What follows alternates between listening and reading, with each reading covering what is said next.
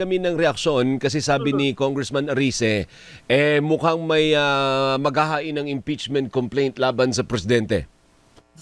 Um, well, anyway, siguro kasi yun lang ang magiging panangga nila if ever magkakaroon man ng pagsasampa ng another impeachment complaint laban sa vice presidente. Taktika. Ganun lang siguro. Taktika kasi sabi niya ang atin na dinig at nabasa natin ito ay galing sa supporter ng vice presidente Hmm. o mga Duterte.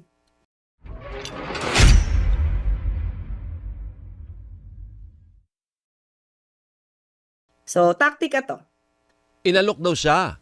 Sabi ni Arice, inalok daw siya pero hindi naman daw siya gagawa ng hakbang para siya mag-sponsor. Pati na yung kay Vice President Sara Duterte, which means both the highest leaders of the land will face separate impeachment complaints. Yun yung nakikita niya. Kasi sabi nga niya, sa ibang interviews niya, parang hindi yata maganda kung si VP Sara lang ang kanilang i-impeach or sasampa ng impeachment complaint. So kung meron man, sa kanya na ring idea, tingin daw niya dapat din masampahan ng impeachment complaint ang Pangulo ngayon. So ibig mo sabihin siya din pala nag-broach ng idea na dapat Yes, nadinig ko sa interview niya. so pero hindi naman, hugas kamay naman siya. Sabi niya, hindi naman akong mag-sponsor. Inalok ako pero ayaw ko nga eh. Sabi niya ganun. Baka kaya siya nalapitan ng mga Duterte supporter dahil nadinig sa kanya. Ay pero paano ang magiging epekto niyan? Halimbawa na, pagpalagay natin, matuloy nga, no? May impeachment complaint laban sa presidente. How will that affect his work as current president? Ang Pangulo, hindi magpapa-apekto yan kasi alam naman niya na wala namang magiging basihan para sampahan siya ng impeachment complaint. So, Pangulo kasi dire-diretso lang sa pagtatrabaho eh. Tandaan natin na ano ba ang ibinebato sa kanya, yung 2025 budget.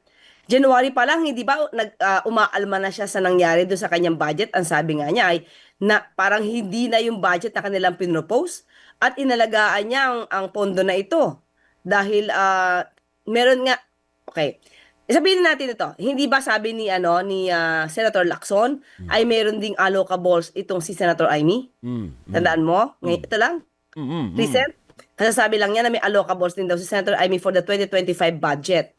At nung mga bandang October 2025 ay naging issue to without really mentioning na may allocable pala si Senator Amy. Ang sabi lamang natin kasi nagrereklamo siya yung mga for later release ay sinabi niya First Lady Reject, FLR.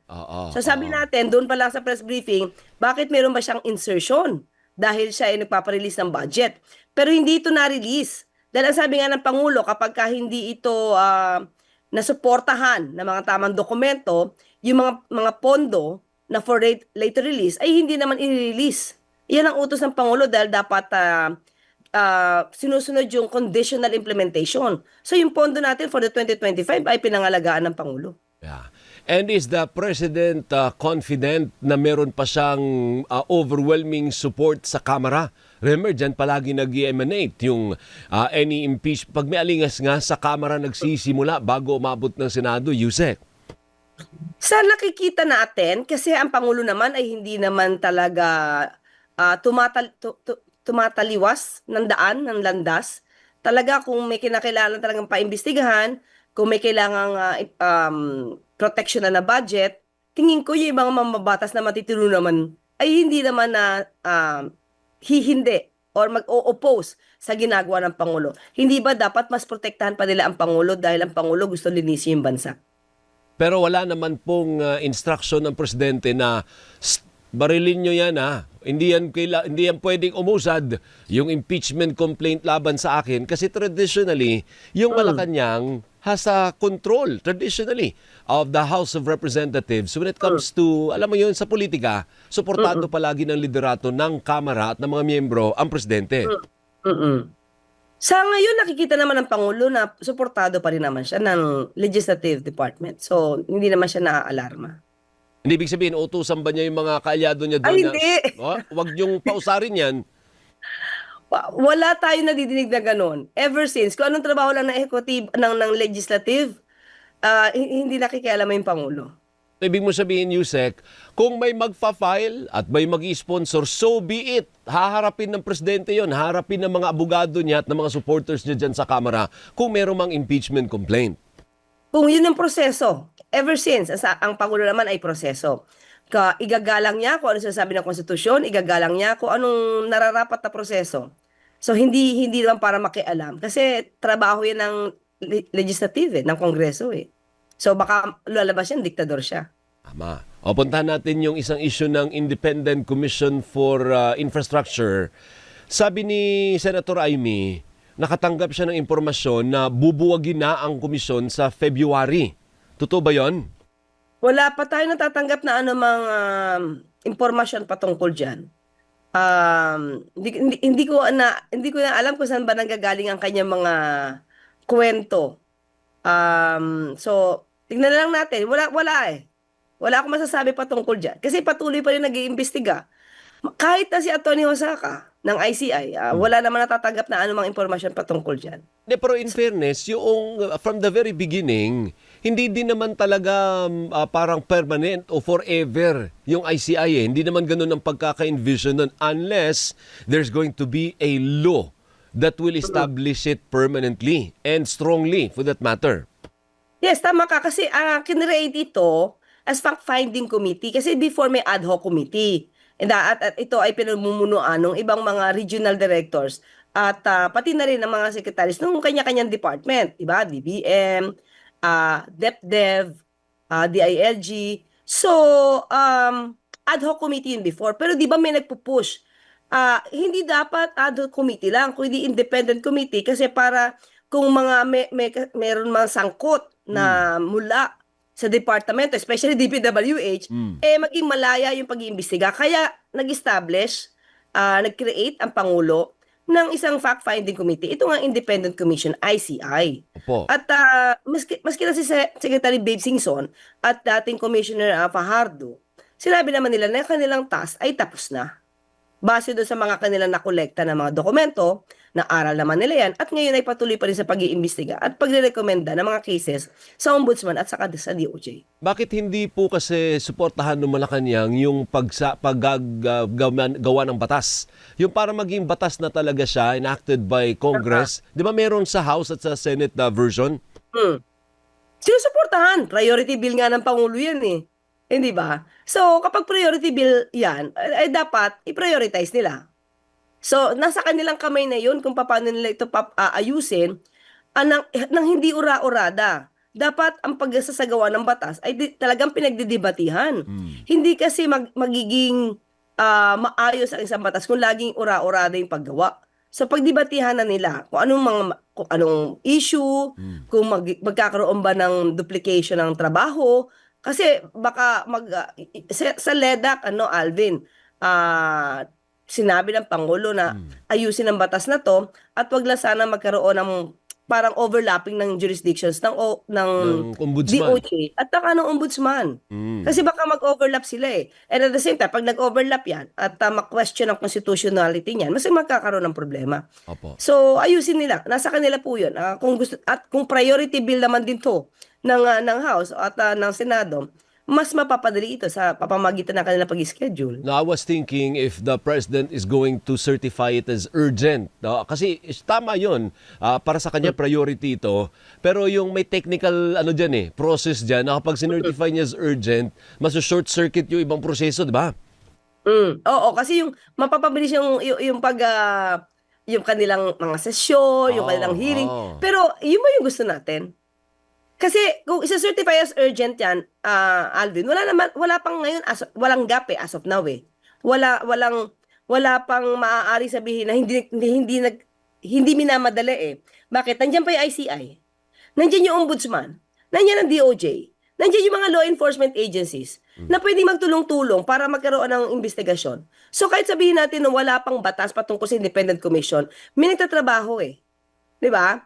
Hindi mo pwede sabihin na dapat ura-uradan na tapusin yan kasi emergency yung situation dahil ang dami-dami mga maanumalyang flood control projects. Pero meron di ombudsman eh, may DOJ, may ICI eh. So with that, hanggat nandiyan at nag-i-exist naman itong mga to at nag-iimbestiga, so hayaan na lang natin gumulong ng tama para hindi maging questionable yung kanilang magiging proposed bill. Opo. Kasi, tandaan natin, Alvin, kahit ngayon SIM registration mukhang minadali. O, tinan mo, may problema ngayon. Opo, pero para siguro patunayan na magtutuloy-tuloy pa ang presyo ng ICI, wala pa rin kayong pinapalit dun sa mga nag-resign na mga miyembro ng ICI. Meron na ba in the next few weeks? Kasi pag hindi kayo nag-appoint yan, sabi na ayaw nga, winding down na ito, magbababay na yung ICI. Wala pa sa ating ipinapaabot na kung magkakaroon ng replacement. Kung halimbawa man, winding up na yung ito yung halimbawa lang sumusunod lang ako sa tanong mo. Kung winding up man ang ICI, Alvin, still, nandiyan naman ang ombudsman at ang DOJ. Meron sila motu proprio, the authority to investigate motu proprio. So, hindi naman mawawala at hindi matutulog yung pag-iimbestiga sa maanumayang flood control projects. So meron naman, kumbaga may sasalo, may fallback. Kung sakaling totoo nga. Tama ka. 'Di ba? Kaya hindi kailangan madaliin or the priority bill ng Pangulo na magkaroon ng independent commission. Pero para madaliin at maging para siyang hilaw na batas, mas magandang pagdebatihan diyan at aralin kung ano mga maging loopholes.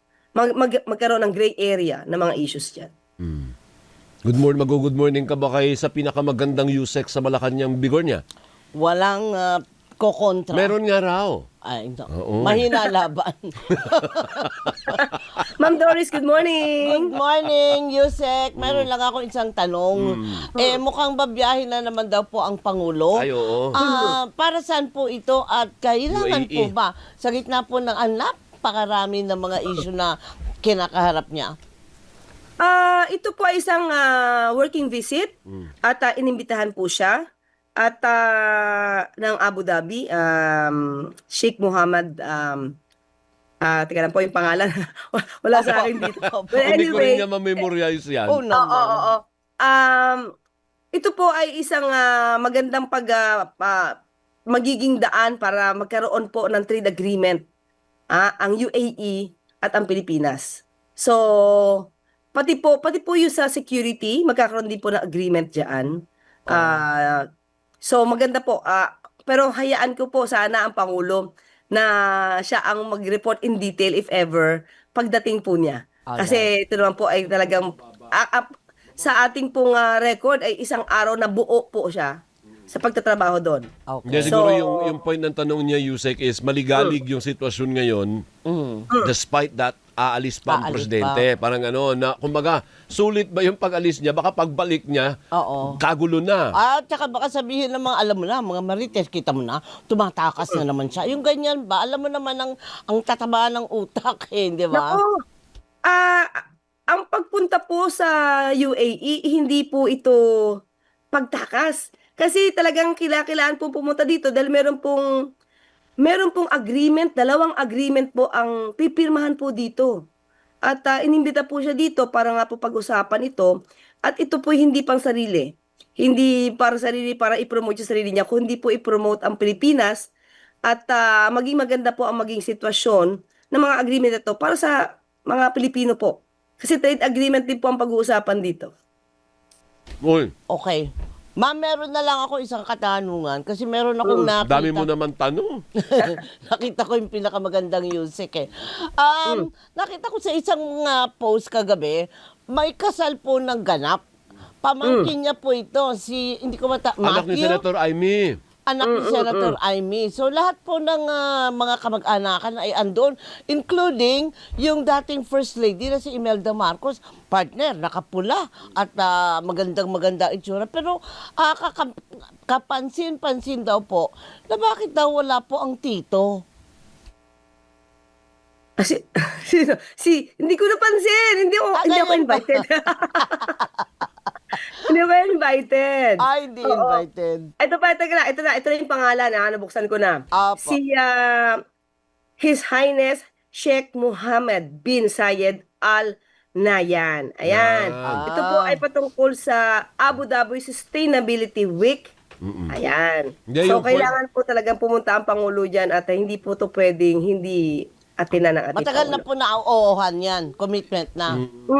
Yusek. Ito po yung sinasabi nating pag-uusapan yung Free Trade Agreement, Comprehensive Economic Partnership Agreement o CEPA between the Philippines and UAE, pati po Memorandum of Understanding on Defense Cooperation. So, hindi po talaga pwedeng hindi puntahan to ng Pangulo. Hindi, yung point ni Doris dun sa tanong niya about sa kasal is siguro yung relationship ng presidente at ng kapatid niyang si Senator Amy mukhang lalo pang lumala. Mukhang hindi, kasi kung otherwise, di nandun ka dapat. Nandun ka mo lahat ng mga, pati anak niya nandun. Although, yun nga, in Yung mga fair, pinsan. ando doon yung mga magpipinsan Yan. kompleto. Ganon siguro ang tanong, Yusek. Lalo ba lumala ang relationship ng presidente sa kanyang kapatid? Hindi ko po masabi. Wala akong masabi. Siguro tatanungin ko sa kanya pag nag-usap kami. Pero sa Pangulo po ito, ang nakikita po natin sa Pangulo, Opo.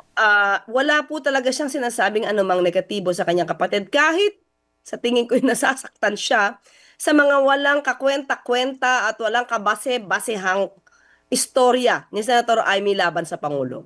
Okay. Pero hindi pa rin siya pinapatulan. Hanggang dyan na muna si Yusek. Baka maano siya maalanganin siya. Hindi naman siya sabihin, hindi ka naman kamag-anak, comment ka ng comment.